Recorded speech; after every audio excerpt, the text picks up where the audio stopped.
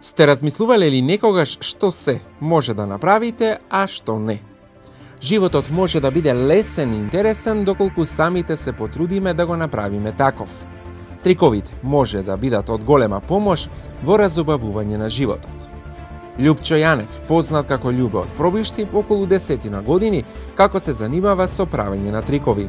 Од средношколски денови во Скопје започнува малку попрофесионално да се занимава во оваа област. Велат круша под круша паѓа. Уште една потврда на оваа изрека. Љубе. Работата со илузија ја наследува од неговиот татко, кој денес воопшто тој не го работи тоа. Првите пробни трикови биле со карти, вели Јанев. Деновиве на интернет се појави ново видео, кое е снимено во непосредна близина на Кочани, која е предизвика големо внимание кај јавноста.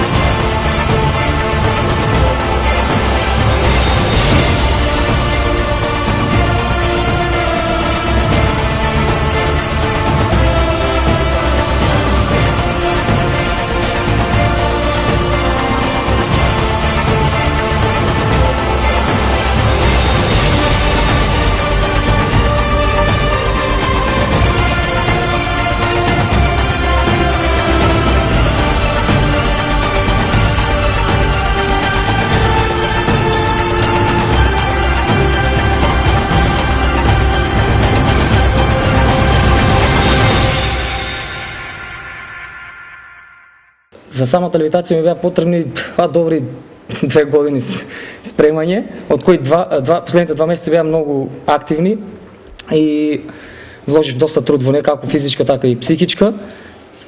Се снимаше на, како што самите кажавте, на локација близу Кочани, односно село Ларци. Левитацијата направив, значи нормално во мој стил. Тоа сега има дилеми, луѓето не веруваат, но ќе се случи сега наскоро исто нешто, каде што ќе имаат можност поголем дел на луѓе да видат. Тоа ќе работам на едно исто така проект, мини проект во самото кино, во киносалата во Пробишти. Таму ќе имат можност и во живо да го видат сето тоа. Сега тие што го имат гледано видеото е направено со публика. Сакам да го наснемам, значи без луѓе. Но кога веќе се појавија, сакавме да ги ставиме во кадар, веќе кога имаше публика, зашто да не. Ги ставивме нив во кадар, а иначе направена е самата илузија таму затоа што пак ја напоменам, од таму е мојот татко и во село Ларци, нели? И таму ги направив моментот за илузијата. Значи не е ништо монтирано со луѓето, не е ништо претходно договарано да бидат статисти на пример и се тие работи. За само 2 недели овој видеоклип достигна гледаност околу 33.000. Вистина или видеоилузија? Се прашуваме. Најверојатно одговор на ова прашање искрено може да добиеме од екипата која работи на изготвување на овие видеоматеријали, но тие засега не сакаат да зборуваат пред нашата камера. Деновиве, во разговор со повеќе луѓе, се прави дилема дали се работи за нешто на вистина реално или монтирано. Запрашан на оваа новинарско прашање, Љубе одговори. Има луѓе што се скептици, но сепак јас пак ќе кажам, илузијата е илузија. Значи оние што ја разбираат тематиката на илузијата, знаат што е илузија и докаде се можностите на самиот илузионист. Значи луѓето што се занимаваат, односно јас со оваа тематика, оваа тема и оваа дејност, знаеме точно што правиме и како го правиме тоа. Значи сепак тоа се тајни, нормално, ние си ги знаеме како и што. Натаму не можам ништо повеќе да коментирам. Едноставно може да го гледат тој и да уживат во тоа само. Со цел да видиме како размислуваат нашите сограѓани, направивме една анкета. Што мисли јавноста за Љубе? Дали сето тоа е вистина или не? До сега имам гледано повеќе видео од Љубе кои што се закачи на YouTube и секој дека верувам во тоа. И јас исто така верувам во тие видеа што ги има прекачено на интернет. До сега Љубе на интернет на YouTube објави 15 видеоклипови. Во неговата домашна архива има уште околу 30-тина, додаде Јанев во разговорот и најави наскоро ново изненадување за неговите фанови. И чезнувањето е неговиот следен проект, кој ќе биде снимен во околината. Сега сакам да извадам едно интересно видео, ќе откривам, да, ќе биде снимано, не знам, во некој друг град, дали мислам во околинава на Провиштип, Штип, Радовиш, може пак Кочини ќе биде, не знам. Треба да биде исчезнување. Значи, малку друг концепт на илузија. Пред да го кажем, ова ќе ги нагласам, значи илузијата се дели на клоузап, манипулација, за која што јас работам, ментализам и сценска изведба. Оно што јас го работам напоменав дека е манипулација, а исто така и работам со ментализам сега во поновно време, односно психологија и читање на мисли.